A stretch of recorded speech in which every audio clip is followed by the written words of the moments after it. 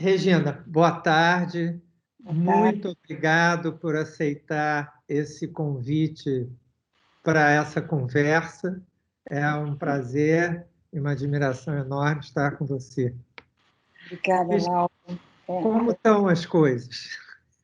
Olha, estão como podemos, né? Como eu posso nesse momento, mas eu queria contar que eu fui, né, todos nós fomos apanhados assim um pouco no pulo, né, no salto, e eu deixei sem concluir diversas atividades, diversas exposições, e nesse momento eu estou olhando para um futuro próximo, os outros compromissos, mas ficou esse intervalo estranho assim no meio, Sim, que temos todos que resolver. Então eu deixei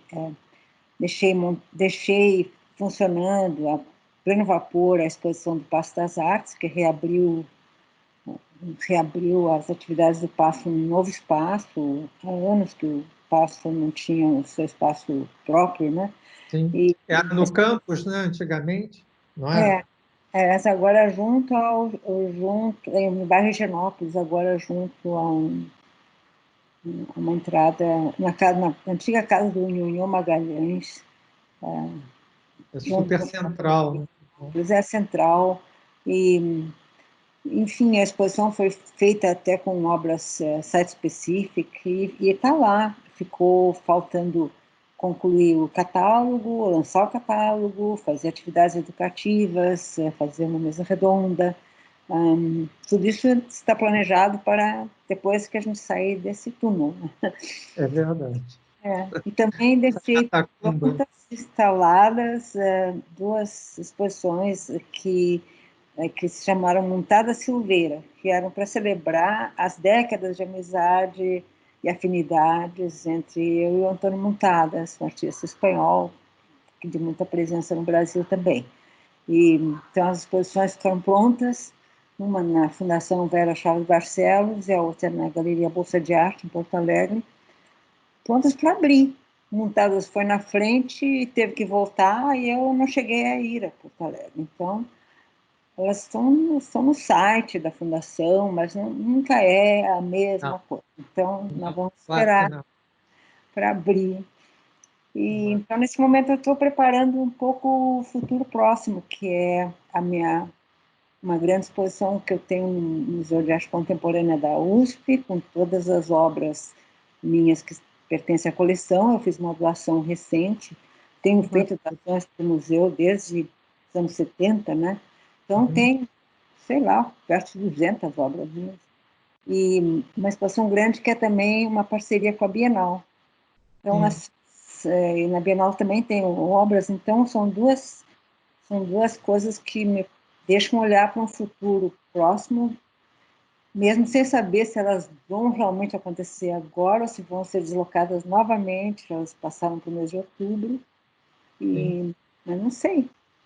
Estamos todos um pouco sem saber o que vai acontecer, né? É verdade, estamos na torcida, né? Mas ainda sem saber. Na Casa Roberto Marinho também nós havíamos inaugurado uma exposição muito boa, eu posso elogiar livremente, porque a curadoria do Paulo Venâncio Filho e da Márcia Mello. E, bom, e nossa exposição O Jardim, né, que você participa, nós tivemos que fechá-las, elas estão lá íntegras, né, estão inteiras, são cuidadas, São lindas.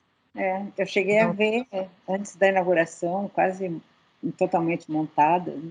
sim, sim. Espero poder ver. Espero, já sei que tem um catálogo em produção. O catálogo ficou pronto, né? Quer dizer, a nossa intenção é, assim que for suspensa a quarentena, nós lançarmos o catálogo, né, e ficarmos com a exposição ao menos uma semana, para quem não viu poder ver, né? Aham. E estamos com uma exposição subsequente a essa, que eu acho que vai ser muito bonita, porque é relacionando livro e arte tanto no tempo moderno, aquela pequena sociedade que havia dos 100 bibliófilos, O José Minter fazia parte, o Roberto Marinho, Castro Maia. E no primeiro andar, no circuito principal, vai ser das coleções da editora O Quê, do Leonel Kass, que são livros primorosos e parecem mágica, né? Você abre o livro e sai uma exposição de dentro. E, além disso, ele que está fazendo a curadoria, pediu emprestado às famílias do Antônio Dias, da Wanda, e aos artistas que aí estão, obras da sua própria coleção. Então, eu acho que vai ser bem interessante, assim. Mas também, né, enfim, espero inaugurar até o final do ano. As instituições precisam pensar nas estratégias agora, como isso vai ser posto a público, né? Os artistas Sim. Também, estamos todos pensando nisso, né? Mas é difícil, né? Estarmos sempre intermediados por esse Sem dúvida. Sem dúvida.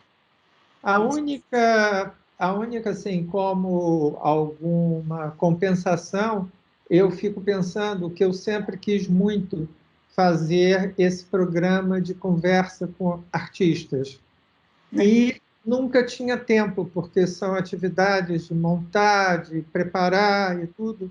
E, desse modo, virtual também não é a mesma coisa, mas, pelo menos, a gente estabelece esse diálogo. Então, nós estamos fazendo continuamente conversas com artistas, curadores, né? Mas nada substitui. Temos que planejar, assim, muitos tipos de estratégia, inclusive Sim. de como tornar públicos os acervos, como fazer visitas guiadas virtuais, eu não sei. A dimensão da arte é que eu vejo difícil, ainda que eu seja uma artista sempre que arrisca bastante nessa dimensão aí virtual, né? Agora mesmo eu estou propondo um projeto de realidade aumentada da Bienal, então, que transforma a proposta de um objeto físico grande, ambicioso, para a sua versão fantasmal, assim. Mas eu tenho muita preocupação sobre a percepção da arte e a experiência da arte sem o espaço real e sem o tempo real, sabe? Então, é muito complicado. Essas semanas eu estive arrumando minha prateleira de livros e reencontrei aquele famoso ensaio de Robert Morris, Present Tense of Space, em que ele você deve conhecer, mas ali ele pontua a importância do tempo real e do movimento do corpo e as diversas pontos de vista, os diversos sentidos envolvidos então me pareceu que essas dimensões a gente não pode perder. Como vamos aproveitar um Richard Serra, né, que oferece tantos pontos de vista, tantas dimensões para o corpo, para o olho, para... Tem uma dimensão que é intraduzível mesmo, né, e insubstituível. Ainda bem, né? Ainda bem. Mas Regina, eu estava hoje me preparando para conversar com você, e ontem, e li sobre o seu trabalho, vi muita coisa também, e eu fiquei muito impressionado com uma obra sua, uma xilogravura, que se chama Corredor, que, se eu não me engano, é de 62, né, de Porto Alegre ainda. Você fala nisso. E fiquei impressionado com o fio, né, de absoluta coerência com outros trabalhos seus que também provocam um pouco essa situação de vertigem, né? Porque já no corredor é como se tudo ali tivesse um pouco desequilibrado. E eu estava olhando também com muito interesse tanto as escadas como a instalação que você fez na Polônia, né, que acho que se chama Abyssum, né, se eu não me engano. Abissal. abissal. Você poderia comentar um pouco isso? Eu posso, claro que sim. Eu queria antes dizer que nesses últimos dias meu trabalho tem sido bastante convocado na, na, nesta ambiência que estamos de pestes e pandemias, porque eu fiz uma série de trabalhos, não vou nem falar do universo das sombras, né, mas especificamente dirigidos a trazer de volta, transformados como metáforas, as pragas bíblicas, né? Então, aqueles insetos gigantes, aquilo tudo. Então, me senti bastante como uma bruxa, assim, prevendo essas coisas todas. Mas eu gosto muito que você tenha trazido a lembrança dessa xilogravura, porque circula bastante também, especialmente nas instituições que têm uma cópia da gravura As Loucas, que é da mesmo grupo, mesma série, e eu acho que eu nunca consegui dizer, explicar em que circunstâncias essas imagens apareceram.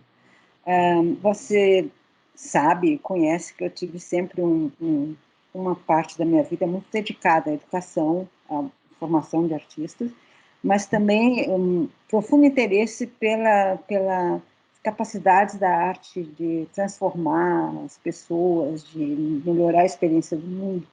Mas essa série de xilogravuras, especificamente, são do tempo em que eu trabalhei durante 2 anos no hospital psiquiátrico em Porto Alegre, no maior hospital psiquiátrico público que tinha lá, o Hospital São Pedro, de 5.000 pacientes. E eu fui lá levada pelo meu pai, que era médico e amigo do diretor do hospital, para eu fazer algum trabalho mais sério do que da arte, né? Que investigasse as possibilidades de entender via psiquiatria, porque lá funcionava também um departamento da faculdade, entender as produções dos doentes mentais que ele via nas publicações médicas que recebia. Claro que quando eu fui ao hospital, eu encontrei que não havia nada. Ou seja, então eu quis ser contratada e fiquei lá por 2 anos. Diariamente, eu tinha 22 anos nessa época, para organizar as praxiterapias que não existiam.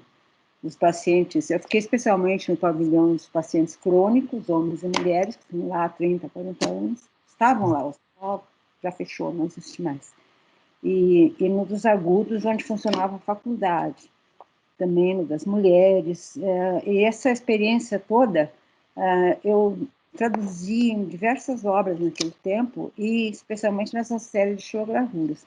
O Corredor é uma delas, e no Corredor, claro que essas obras eu não anotava, nem desenhava lá no hospital, porque isso era uma atividade que eu não podia fazer, porque existia uma coisa mágica do domínio pela imagem, né? Eu sempre evitei muito que soubessem que eu ia desenhar ou capturar ou fotografar. Então, isso era um feito de anotações ou de lembranças. Então, esse era o corredor onde todos caminhavam, os pacientes caminhavam, de pijama, os agudos, que eram pessoas... Essa parte era masculina e essas pessoas caminhavam nesse corredor. Depois da sessão de praxiterapia, onde eles desenvolviam atividades comigo, que depois eu levava para o pessoal da faculdade, para a gente poder entender aquelas produções. Então, nessa época, eu visitava muito o Augusto Rodrigues, no Rio, eu visitei 2 ou 3 vezes a doutora Anísia Silveira, ela me deixou ir ao seu gabinete de trabalho, ela gostava de mim, e eu era muito, muito moça, né? Mas eu me lembro que eu organizei diversas praxiterapias no hospital. Então, essa série não circula nada, mas eu fiz uma xilogravura dessas para um álbum do Júlio Pacelli, em 62, acho que é o 62. É o segundo volume da história da gravura no Brasil. Eu aprendi do xilogravura com o Francisco Stockinger, que tinha sido aluno do Guild. Então, essa marca está forte nas gravuras, e não tinha aprendido gravura no Instituto de Arte, onde eu estudei, porque lá era uma escola, era uma faculdade muito tradicional, a formação era para pintura ou para escultura. Gravura era arte menor. Então, nesse campo aí é que eu fui. Então, esse é sobre o corredor. Eu queria dizer que esse ano eu vou poder mostrar mais dessa série de gravuras na exposição do MAC, porque eu Que fico maravilha. e sempre mostrar as loucas e não se sabe qual é o universo em que elas pertencem. E é curioso como, quer dizer, esse corredor, você assume um ponto de vista um pouco de cima, né? Um pouco plongé, assim. E a outra coisa que me chamou a atenção foi a luz que emana, né? O jogo de pretos e brancos e aquela questão da xilogravura, de você ir cavando a luz, né? Procurando a luz, que é extremamente bonito. É. O universo gráfico foi o que conduziu sempre a minha obra, né? Eu acho que ela, na verdade, eu acho que ele explica muito do lado de vista da sintaxe, né? Tudo que eu tenho feito até em cima de arquiteturas enormes, diversas, né? Fico feliz de que nos últimos anos as bienais tradicionais de gravura tenham se transformado em exposições de gravura expandida, que é como Sim. chamam esse universo da imagem que aparece com a reprodutibilidade, né? Que se expande até a realidade aumentada, se você quiser, né? Claro. Cinema, tudo. Então, você menciona o corredor, você mencionou o abissal, as Uhum. escadas, né? Puxa, as Esses escadas. Está dentro daquele universo de deformações de perspectiva que eu trabalhei durante bastante tempo. E essas escadas, sim, são vertiginosas. A primeira delas nasceu de fotografias que eu fiz da escada do The Art Foundation em Nova York, que era uma escada de caracol. A Sim. escada é um objeto filosófico, assim, a gente nunca sabe, não determina o que tem nas duas extremidades, né? Pode ser qualquer coisa, pode ser o céu, o inferno, o que seja, né? A vida. Então, esse sempre foi um pouco a morte desse trabalho com as escadas, né? Eu chamei escada inexplicável, essas Sim. escadas, porque, sabe por quê? Não é porque ela não se explica, mas é porque eu estava tentando fazer distorções em perspectiva da escada e nunca lograva fazer bem. Até que, por primeira vez, fui buscar uma ajuda digital na universidade e um amigo, o arquiteto Cláudio Bueno, me disse, isso é muito simples. Então, ele me fez, a primeira vez, um modelo 3D e eu vi que fácil era de fazer com o modelo 3D e ele usou um artifício que, para mim, foi muito interessante. Ele usou o meu próprio desenho como elemento para projetar sombra no espaço 3D. E aí consegui fazer aquela distorção e aí eu peguei os desenhos impressos e fui analisar para ver onde é que estava o ponto de fuga, ponto de vista da perspectiva. E não existia mais, existia muitos. Então eu chamei de escada inexplicável essa aí, porque eu mesma não estava entendendo. E havia uma outra escada inexplicável nos Estados Unidos que eu visitei, que era numa igrejinha na cidade de Santa Fé, uma igreja Nossa Senhora de Loreto, famosa, porque havia um fato milagroso, assim, que havia uma escada construída entre o... não, que havia uma igreja que não sabia como ligar o coro à nave. E, de Sim. repente, um dia apareceu um marceneiro, um carpinteiro, de noite, e ele foi lá e fez a escada e foi embora com seu burrico, sem cobrar nada, e as freiras alimentaram a lenda durante dezenas de anos, que era São José.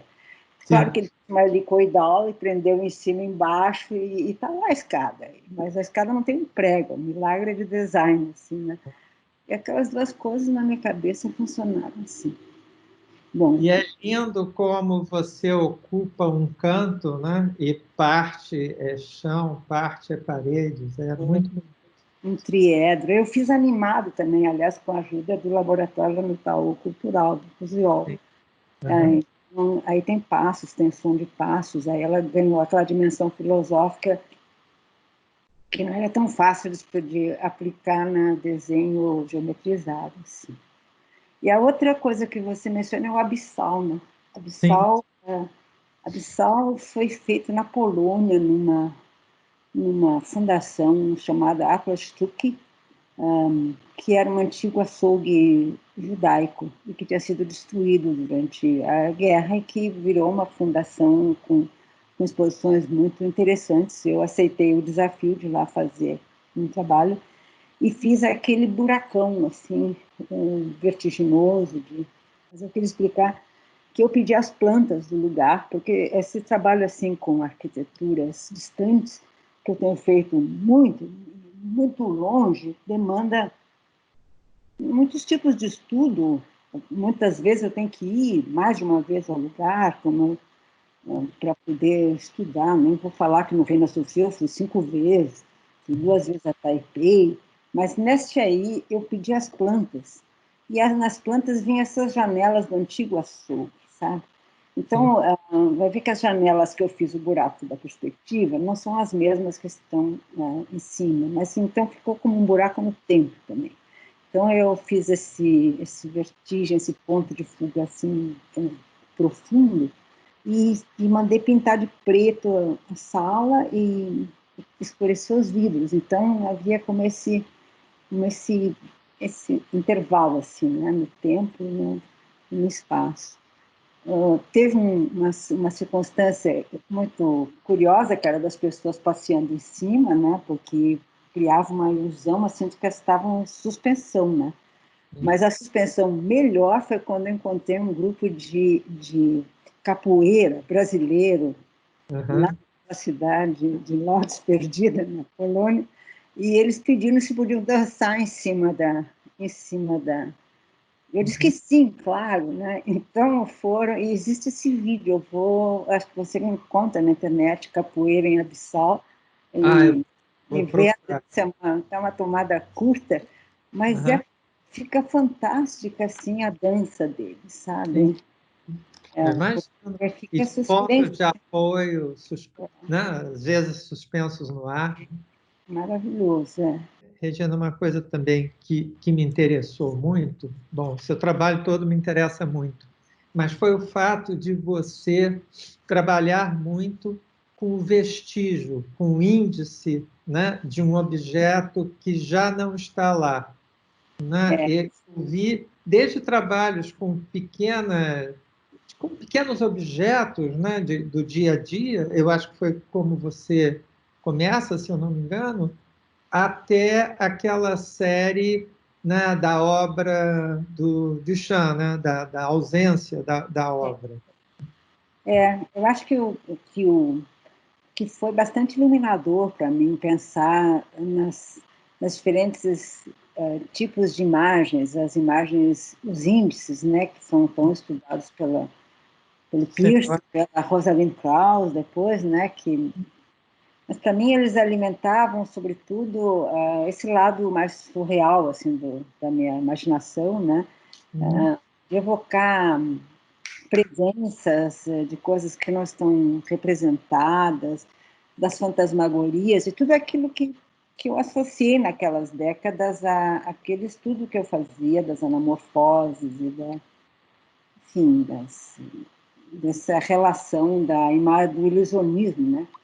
Eu acho que sempre, de muitas maneiras, esteve alimentando a minha imaginação. Tanto é que quando foi feita aquela exposição no Iberê Camargo, Da luz, tem aquela instalação linda, luz. ela foi chamar a Jenny Hirsch, é uma historiadora americana, veio a convite do José Roca para fazer um texto especialmente focado na relação minha com Iberê e de Iberê com Dequírico, porque Uhum. Iberê falando do Dequírico, eu falando do Iberê. Então, ela buscou aqui uma relação assim por esse lado da dessa dimensão assim, da sombra e da metafísica, não buscou por ali. Então, esse universo do ilusionismo me levou a muitas descobertas, claro. Uma delas, mais importante, claro, de Marcel Duchamp, né? E o modo como ele usava todo esse universo de um modo avesso e crítico, né? Sim, Então, sim. isso é que criei todo esse imaginário. Mas também elas chegaram a ser muito políticas, né? Essas sombras, né? Com aqueles executivos, com aqueles comentários todos. Mas, sobretudo foi a questão da ausência e da sugestão, né? De uma outra presença fantasma, né? No espaço. Foi um momento em que a parte gráfica saltou para o espaço, né? Que eu fiz as minhas primeiras instalações também, né? Fui crescendo de dimensão. Uhum. Naquele momento, tudo isso era, quando eu fiz as primeiras instalações, eram todas pintadas, né? Pintadas no lugar. Todas efêmeras, não duraram. Depois é que elas ressuscitaram todas pelas operações digitais, que eu pude descobrir que eram potencialmente podia refazer tudo, né? Ou seja, elas podiam existir de novo dessa maneira. Né? Sim. Então, isso é que o Duchamp, esse hoje pertence a uma coleção, como o Museu de Houston, né? Está lá, pode ser Uhum. refeito, pode mudar de forma, pode ocupar um canto, pode ser maior, menor, ou seja, eles ganharam esse tipo de vida, né? Sim, sim. Não, e é muito bonito assim, quer dizer, é uma realidade da arte se sobrepondo, né, a uma realidade cotidiana banal, né? É uma Esse mundo presença do ausente que é muito bonito. Eu estava lendo um texto do Arlindo que ele fala em ciência ficcional. este texto é muito bom. É maravilhoso, é maravilhoso, Assim, é maravilhoso. Eu fiquei fascinado por ele. E ele mostrando também como você usa elementos da ciência absolutamente rigorosos, né, para provocar uma ficção. mas Então, é é o parece, assim, eu gosto que ele diz que às vezes é uma paródia, uma aparência de ciência, né, nos desenhos preparatórios. Mas foi muito engraçado, ele foi comissionado para fazer um texto para aquele livro da Charta, né? E ele um dia me ligou de noite e disse assim, Regina, agora eu sei, agora eu descobri tudo. E quando eu vi o texto, eu digo, é verdade, é isso mesmo, né? Eu gosto muito dessa abordagem dele. Mas, de toda maneira, tem esse rigor. Sempre tive, aliás, né? Tem esse rigor mas mas é um rigor ao mesmo tempo fictício, assim. A perspectiva é toda inventada, sabe? Eu conheço todas as regras, mas eu uso outro jeito. Então, em função da expressão, né, do que eu quero dizer, que finalmente é o mais importante. Né? sim, Então, sim. é, Aliás, quer dizer, você ocupa, né, o lugar mesmo do artista pensador, né? E bom, que aciona, você aciona, né, todos os instrumentos ou as pessoas para a execução, né? Mas eu acho bonito essa capacidade de articulação de várias técnicas, de vários recursos, né, para mas a construção. sim, mas eu queria dizer que eu não tenho todas essas capacidades.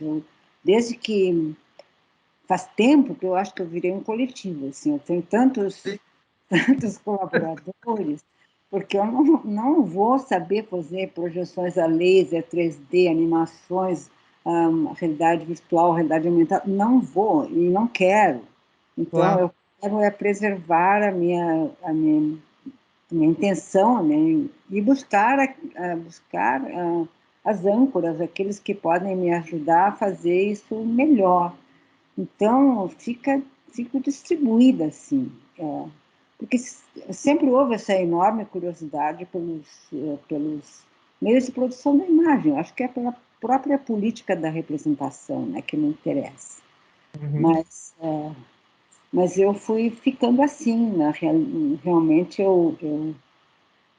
as ideias não me vêm e eu tenho que buscar os meios depois, né? Eu vou ver como eu poderia solucionar. Mesma coisa foi com esse trabalho que eu estou propondo agora como realidade aumentada, né? Uhum. Aquele trabalho dos labirintos, que é outra série enorme, né? Que me acompanha há muito, muito tempo, como imagem mental, assim, de espaço mental intrincado mesmo. Eu tinha avançado até uma realidade virtual, que foi aquela que eu mostrei no MUBI, né? Onde você, colocando um dispositivo para ver o que eu estou propondo, vê uma animação num ambiente recriado, aquilo é uma maquete, um modelo. Mas a realidade aumentada é diferente, você vê um enxerto no real, você vê o real e vê alguma coisa enxertada dentro, né? Então é mais fantasmagórico, eu acho ainda, né? Então me interessa isso, mas isso já estava no século, sabe, no século dos maneiristas, isso já está naquelas fantasmagorias, isso está no pré-cinema. Então é Uhum. interessante poder se calçar nesses tipos de abordagem, né? Com Arrumando certeza. prateleira, continuo na minha prateleira de livros, eu vi outro dia o livro do Kirchner, Athanasius Kirchner, aquele monge. Puxa, que coisas incríveis ele pôde imaginar, né? Que alimenta a imaginação até hoje, né? Fantasias acústicas, maravilhoso. Então, é inesgotável. E essa ideia, né, da gravura ampliada, eu acho que é maravilhosa, porque num determinado momento, pelo menos aqui no Rio, havia quase que uma seita de gravadores que louvavam o ato artesanal de fazer a gravura, né? Nem me Que fala. isso seria, Eu ensinei gravura a minha vida inteira na faculdade, eu sei o que é isso, não é? e sei o que é a importância para muitas mentes da marca da mão, né? Isso, a Sim. marca da mão na gravura, a autografia, foi uma restrição séria, até artistas, sei lá, da pop art, que usavam imaginário industrial, né, de imagens apropriadas, né? Então, essas resistências tradicionais, esse culto aos gravadores, à técnica, sempre foi uma bandeira que eu não vesti, né? Na faculdade, eu pude introduzir, também eram tempos de multimeios, né? Eu tinha essa direção, né? Introduzir coisas que hibridizavam bastante já a gravura. Uhum.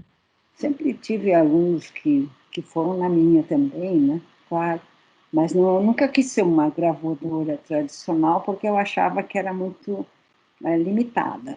Nossa, Então, eu participei de muitas bienais de gravura, claro, no Brasil e no exterior, muitas bienais importantes, e fiz muita gravura, mas eu cheguei a pensar em fazer uma camiseta na FAAP que dizia assim, porque alguns alunos diziam que eu não sabia desenhar porque eu usava imagens fotográficas. Eu pensei em fazer uma camiseta que dizia, eu sei desenhar e você, né? Porque eu cheguei a fazer essa camiseta, né? Mas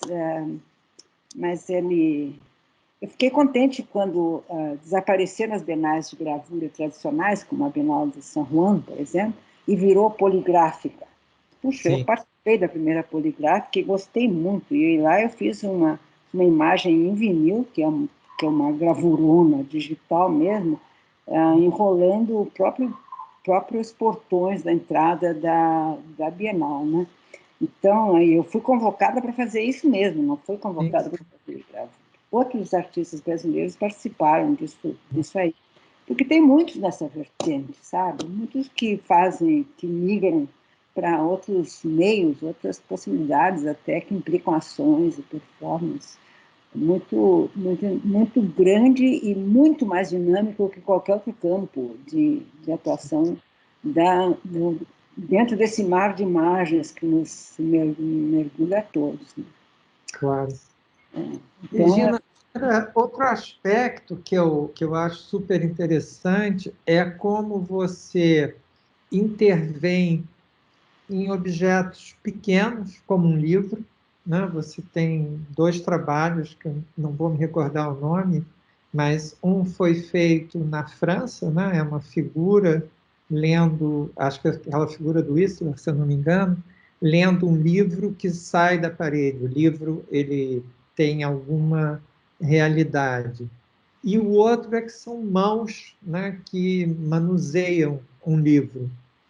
E também por meio de sombras, eu acho aqui o nome, mas você disso também vai para espaço e depois vai para a cidade, né? Para a cidade, para prédios, para arquiteturas, né? Então, é muito bonito ver como esse, esse seu filho, que é muito livre, mas, por outro lado, tem um rigor, né, de pensamento, ele pode se aplicar a objetos mínimos, né, e também a ambientes monumentais, né?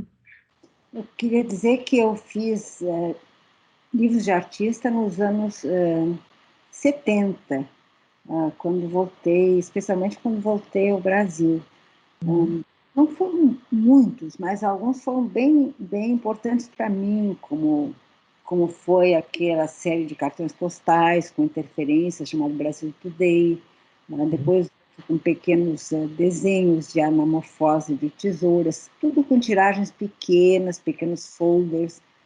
E eu vivia num círculo de artistas, de poetas, de músicos também. Fizemos revistas alternativas aqui em São Paulo.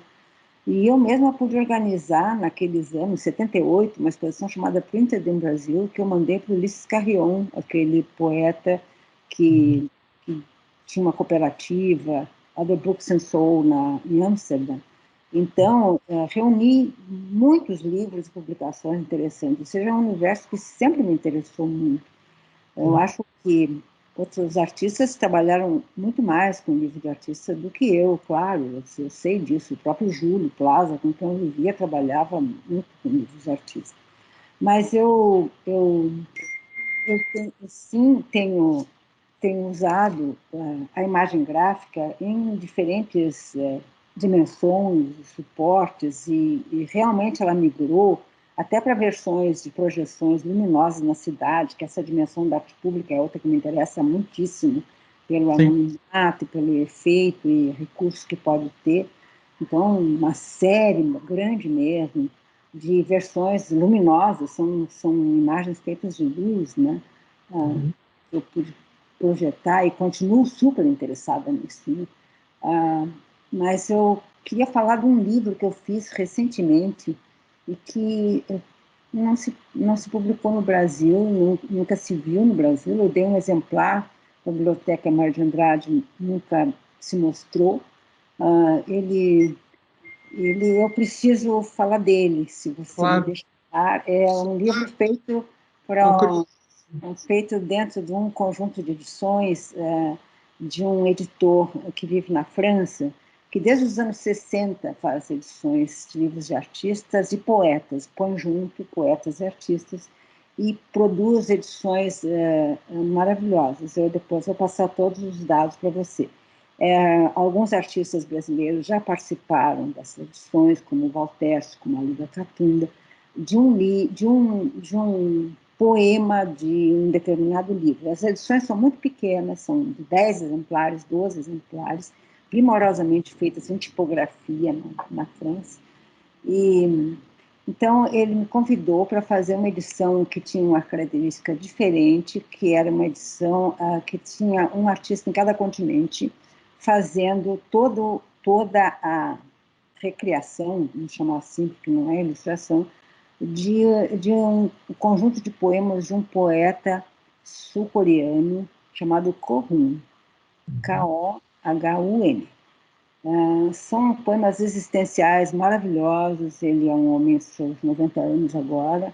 Ele é muito famoso lá, tipo um merecedor de Nobel assim, da poesia. Mas ele foi ativista político, esteve preso, foi monge. Ou seja, os poemas dele são assim completamente sobre a vida, sobre a morte, sobre a guerra, sobre todos esses fatos assim.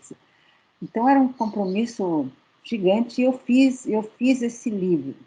Esse livro ele é feito de páginas dobradas como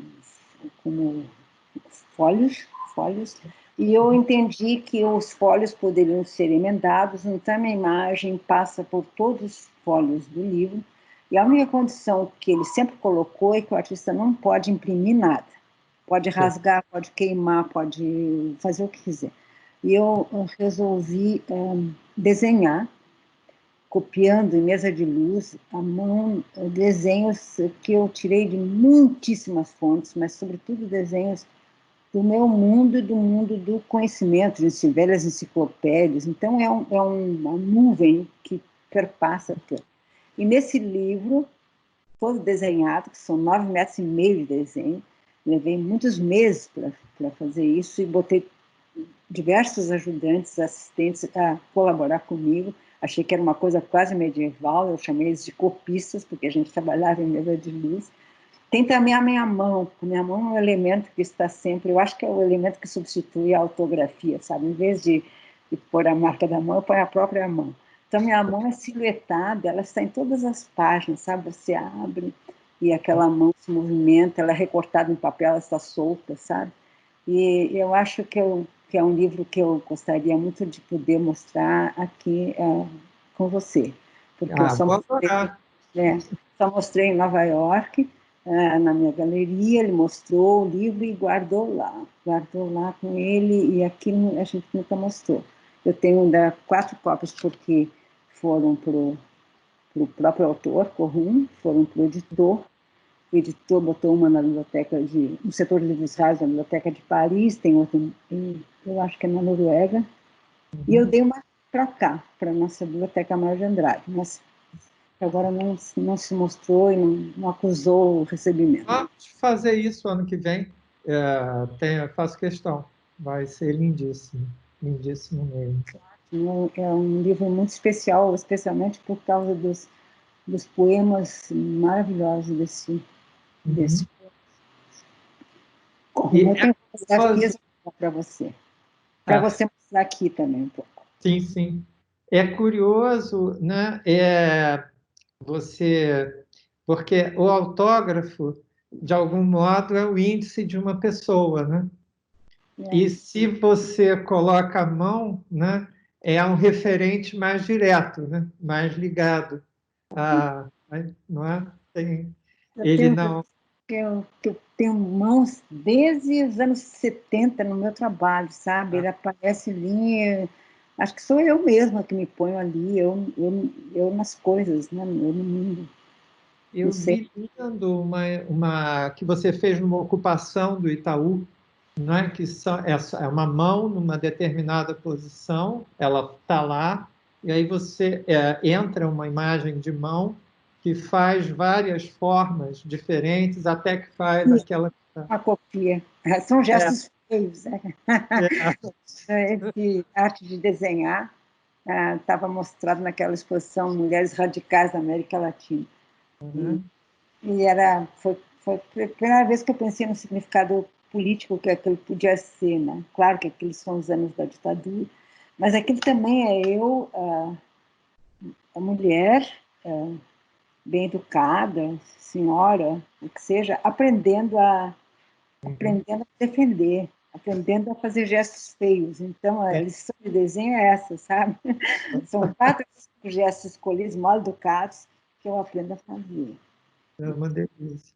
Por falar nisso, aquela bela instalação que você fez no CCBB de Brasília, né, com reproduções enormes na fachada de vidro de insetos peçonhentos.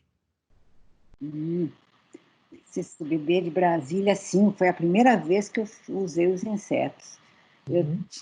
Esses insetos saem de uma página que eu encontrei no Picture Collection na New York Public Library. Eu fui lá diretamente para buscar umas moscas, que eu queria fazer coisas com moscas, e de repente eu vejo essa página de insetos daninhos. Eu trouxe copiada para o Brasil e comecei a pensar a colocar em porcelanas, sabe, para falar da deterioração. Foi um trabalho que eu fiz também e que durou muitos anos sendo feito, porque ele era acompanhado de uma toalha de linho bordada com os insetos também, que levou 2 anos para ser bordada por umas bordadeiras do Ceará.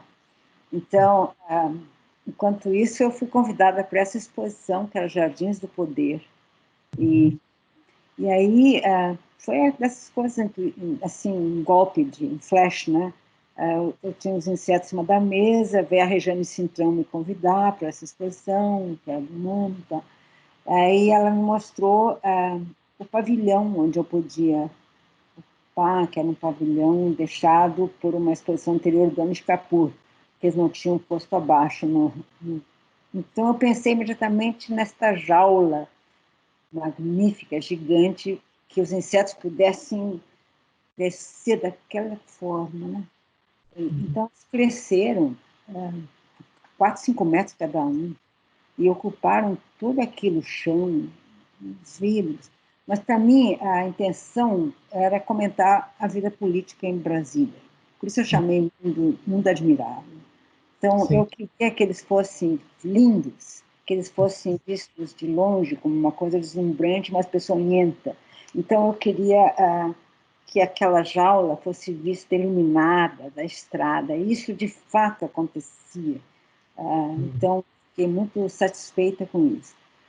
Claro que o uso durante a exposição me surpreendeu, e a arte é assim, né? A arte é aberta à interpretação e tem que entender. Ele virou um parque para as crianças, virou uma coisa mágica, assim, da escala. Então, as fotografias melhores que tem são as crianças correndo em cima daqueles insetos. Né? De E ainda noite. há as sombras, né, dos insetos que pairam sobre as pessoas, né, com a luz. Né? É enorme aquilo, é enorme. Tem 20 por 20, né? Então, os insetos subiam também os vidros. Então, uma coisa assim que, de noite, ele tinha um significado pleno, que eu tinha querido. Nos Jardins do Poder, aquela jaula deslumbrante, iluminada, de insetos daninhos, né? E de dia era aquele parque, né? Todo mundo correndo dentro, sem sapato, uma coisa assim fantástica. Parecia Alice no País das Maravilhas. Mas aí os insetos começaram a migrar. Eles migraram imediatamente para Belo Horizonte, depois estiveram em muitos lugares do mundo. Ultimamente estiveram na Arábia Saudita, no Museu de Riad, então, com a Bienal Sul. Então, é uma imagem... E também, eles estão ainda pintados no site Santa Fé, lá no Museu Site Santa Fé, esperando a minha exposição, que também é uma coisa que eu não sei quando vai sair, para Pois compor. sua bela gravura com insetos está pendurada lá no Cosme Velho, né, na exposição do Jardim. Então, eu gostei muito de poder fazer essa gravura. Ela é exatamente a mesma iconografia dos insetos, imaginário, mas feito de um modo mais precioso, assim. Né? Regina, outro ponto que é muito importante também para mim, assim, é a inversão que você faz de luz e sombra. Não é? Tem um trabalho seu magnífico que é uma lâmpada, né, que projeta, ao invés de luz, sombra, né, ela, na parede. Né? Ela tem a luz dela, mas o fundamental é a sombra. Isso é uma quimera, essa é a quimera. A quimera também já teve diversas dimensões e tamanhos. Ela foi feita a primeira vez no CCBB aqui, mas ela foi gigante na fachada do Palácio Cristal, em Madrid, naquela exposição que eu fiz em 2005. A quimera é um, é um meio desse paradigma da luz e da sombra. É um eixo só, né? São as duas polaridades. Acho que em 2000 eu comecei a trabalhar com luz, fenômeno, luz, palavra. Não sei se é porque eu achei que eu tinha passado um milênio, uma coisa simbólica, a idade, não sei. Então, eu fiz diversos trabalhos com luz, mas a quimera está no meio. Aquela luz é uma luz bastante maldosa, eu acho, né? Mas eu já tinha imaginado ela antes. Eu tenho uma gravura feita anteriormente. Eu acho que ela até, se não me engano, ela pertence ao Clube dos Colecionadores do MAMA, aqui de São Paulo. Não vou verificar. Mas eu acho que eu fiz para isso. Ela já esteve na capa de um livro sobre política, do Miguel Chaya. Então, ela tem um significado ambíguo e paradoxal, assim, né? A quimera. Ela já foi enorme, já foi... Ela continua para mim muito viva na imaginação. Muito. E um escritor, eu acho que é mencionado num dos textos do Lewis Carroll, né? Dessa ideia de um mundo paralelo, mas que se torna mais importante, ele se torna o mundo mesmo, né? É a instauração de uma linguagem e de um mundo. Dá medo. Um pouco de medo. É extremamente comum. Estamos indo para este. Mas enfim, esse universo das sombras projetadas, distorções, tudo foi mais denso no meu trabalho de 2000 para trás. 2000 para frente é essa mistura assim de possibilidades, mas eu tenho procurado diversas soluções, diversas obras que usam os recursos da luz, ainda que eu entenda que fazem parte do mesmo eixo de considerações, né? Assim, Da poemas, mesma poética. Né? assim. Regina, e além dessa expectativa, né? Enfim, você tem produzido? Como é que está teu dia a dia nesses tempos de trevas, né, que nós estamos vivendo? Bom, eu tenho trabalhado bastante aqui no estúdio, especialmente especialmente com reuniões também, com o Museu de Arte Contemporânea para poder ajustar a expografia da exposição, que está sendo feita pelo Álvaro Razur. É uma exposição muito grande que toma conta de todo o pavilhão anexo do MAC e também da Empena, também do corredor, ou seja, ela invade o próprio edifício, é uma exposição grande. E ainda vai dar muito trabalho, porque estou ajudando com a remessa de imagens, os textos que precisa tirar dos arquivos. Eu tenho todo um ateliê muito organizado, né? Mas Sim. eu estou agora sem os assistentes, eles estão cada um na sua casa e me ajudando. Eu tenho os assistentes de muitos anos e tenho também um grupo agora me ajudando a fazer a realidade aumentada. A realidade aumentada já está praticamente em vias de poder se realizar. Então, é um outro grupo, cada um tudo isso dá, às vezes, mais trabalho, como dá trabalho essa comunicação via dispositivos, né? Então, faço isso, procuro organizar meu estúdio, que ele já é organizado, mas eu quero melhorar. Então, em tudo, gavetas, eu vou deixar ele como nunca esteve tão organizado. Mas o tempo ficou, ficou longo e eu estou preocupada com o mar de imagens que ficou muito mais banal, muito mais acessível, né, para todos. É uma maneira das pessoas se sentirem vivas e presentes, então estão com muita ansiedade sobre isso, né? Então todo o tempo é uma requisição grande dessa presença, né? Então, Sim. estou lidar com isso, mas eu tenho uma situação privilegiada, eu tenho um estúdio do lado de casa, eu tenho um jardim, eu tenho um gato, então são coisas da vida que Vão são preenchendo, né? que são boas, são aguentáveis, mas Sim. realmente eu preciso muito das pessoas e preciso muito de reconectar com a vida como ela poderá ser, eu não sei. Claro. Umas dimensões modificadas, né? E Mas uma vida menos tosca, né? Também, de pensamento, né? Porque precisa. coincidiu com as trevas sanitárias, né? É, Trevas também no mundo das ideias. Né?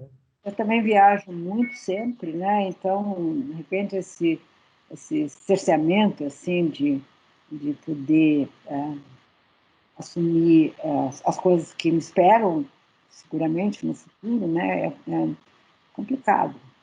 Eu sei que é um adiamento, mas eu já tenho muita idade para adiar muitas coisas. Então, eu preciso ir com calma, né?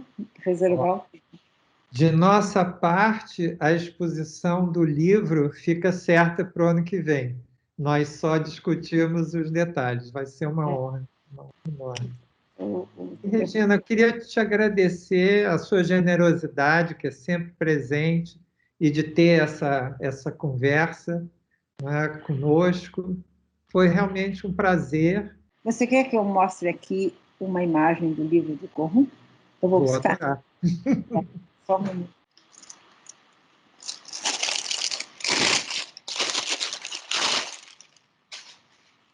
Fascination. Fascination, Corrum, Regina Suno. Né? Um livro de folhas. A mão? Ah, eu havia visto no site, mas eu não havia percebido que a mão era móvel. A mão é nova e se Tem uma mexe última. com a É. outra mão. Aham, lindo. Todas elas são mãos que estão conectadas aqui embaixo. Os desenhos são copiados da mesma maneira por diversos colaboradores. Mesmo que eles copiem mesa de luz, cada exemplar é diferente do outro, porque o gesto de cada um para desenhar ou copiar é diferente. Então, eu queria dizer que eles misturam diversos tipos de ícones, de tudo, das descobertas científicas, do mundo dos insetos, do imaginário. Disso. E ele vai pegando página por página, assim. Às vezes eu ponho algum inseto, alguma coisa assim, e entram as pegadas, entram todos eles. O Uma livro, foto muito bonita também, que você coloca a sua mão embaixo de uma das mãos. Eu fiquei completamente intrigado olhando no site, né? Eu não tinha percebido que a mão era móvel. então, aí vê que entra crocodilo, entra sempre coisas que entraram já no meu trabalho, né? Mas Apartamento. orgânicos, entram diversas coisas assim. Também gostei muito de poder falar com você, é uma maravilha poder assim entrar na frequência do seu conhecimento, eu gosto muito, tá? E Olha, espero que tenha muitas mais oportunidades de poder trocar ideias. Regina, tem pessoas que te iluminam, né? Na minha vida, eu me lembro da Lígia Pape, do Lúcio Costa, a Fernanda Montenegro e você. É minha lista. Oh, que boa companhia, Que boa e maravilhosa companhia. Muito, muito obrigada. Tá? Obrigado a você. Boa tarde. Saúde. Até a próxima, Laura. Que Deus nos cuide, né? E todos os santos por aí. Isso aí. Tchau, então.